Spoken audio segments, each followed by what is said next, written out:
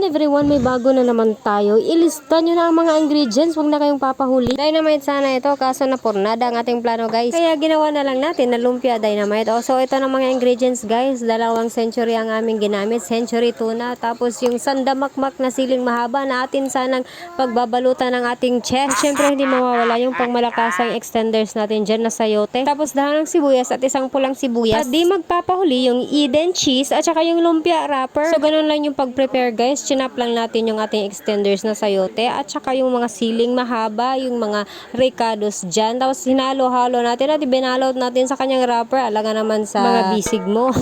O yan, diba? Super easy at napakadali lang gawin. Pagkatapos mong ibalot ay prito mo na agad. O diba? Meron ka ng finger foods. O di naman kaya pwede mong gawing ulam. O di naman kaya i-stack mo sa rep para meron ikaw lutuin anytime na gusto mong kumain. Maigi din mag-prepare nito guys at i-stack mo sa rep para pambaon ng iyong kids. O diba?